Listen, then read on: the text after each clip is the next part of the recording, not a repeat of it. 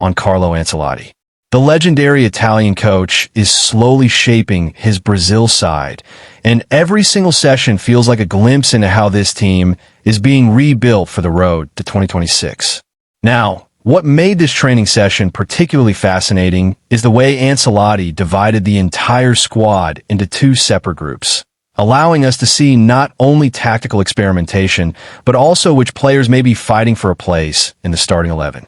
In today's video, we'll break down exactly how this training session unfolded, which players stood out, and most importantly, we'll discuss what Brazil's starting lineup might look like against Bolivia. Trust me, you want to stay until the end, because this match could give us the clearest signal yet of Ancelotti's long-term plans. The first training group, fresh faces and forgotten names. In the first group, Ancelotti fielded a mixture of defenders, midfielders, and attackers who, interestingly, were not part of the starting 11 in Brazil's previous match.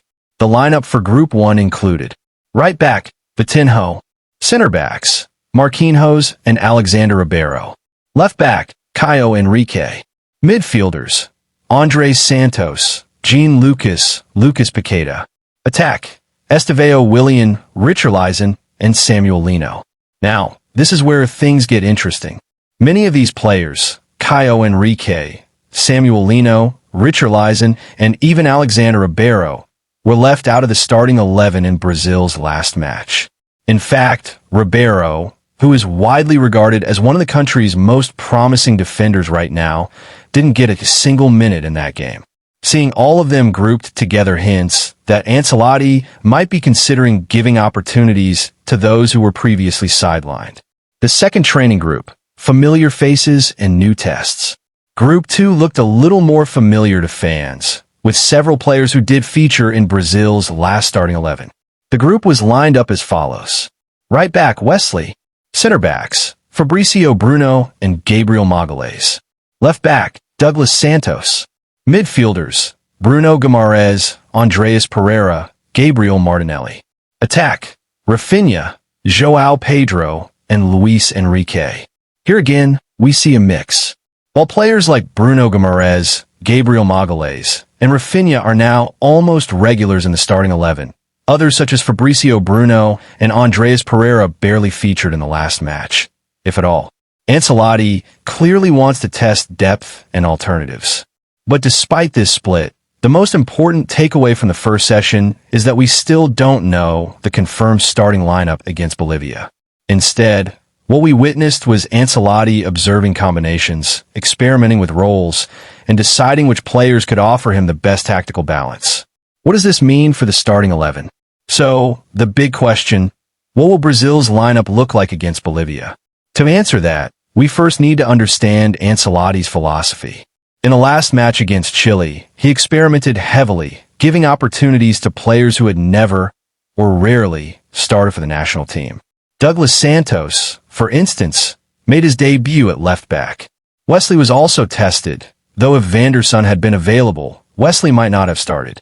The Bolivia match now presents a choice. Will Ancelotti continue experimenting, or will he look to stabilize the team and build consistency? If he avoids experiments, we may see a lineup very similar to the one used against Chile, but with small adjustments. There's no debate in goal. Alisson Becker remains Brazil's number 1. His leadership, experience, and reliability make him untouchable in this position. At right back, Wesley looks set to continue. His recent performances for both club and country have been strong, and with Vanderson currently out injured, there's no immediate threat to his spot. Looking ahead, though, once Vanderson returns, this position could see a fierce competition.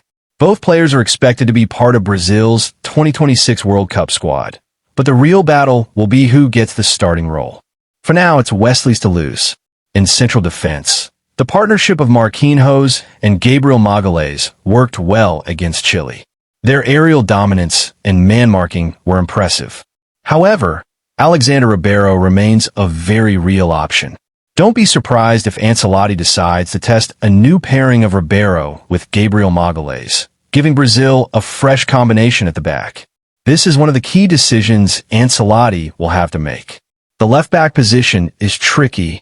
Douglas Santos played well against Chile, but Caio Henrique is also pushing hard for minutes. Ancelotti has already shown he's willing to test different players in this role.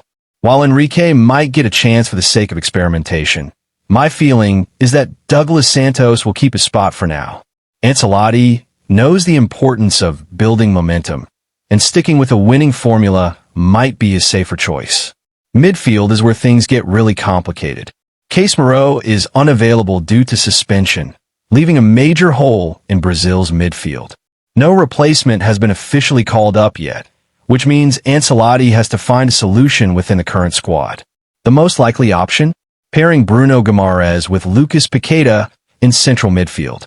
Guimaraes brings composure, vision, and work rate, while Paqueta offers creativity and flair. Together, they could form the perfect balance. As for the attacking midfield role, Raphinha is the leading candidate.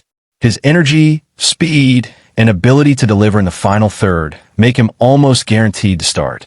The forward line is where Brazil's depth becomes both a blessing and a challenge.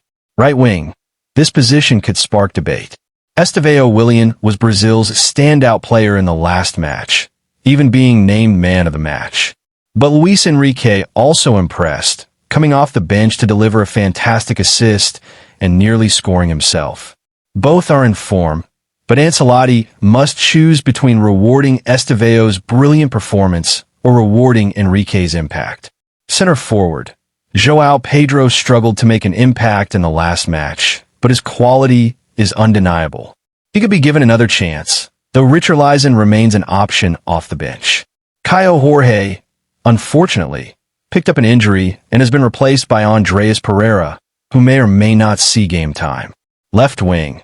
This is likely to be a battle between Samuel Lino and Gabriel Martinelli. Both were tested in training, but given Martinelli's proven quality and higher international experience, he might edge this one. So what can we expect? If Ancelotti avoids further experiments, Brazil's most likely starting 11 against Bolivia could look like this. Goalkeeper, Alisson. Defense, Wesley, Marquinhos, or Ribeiro. Gabriel Magalhães, Douglas Santos.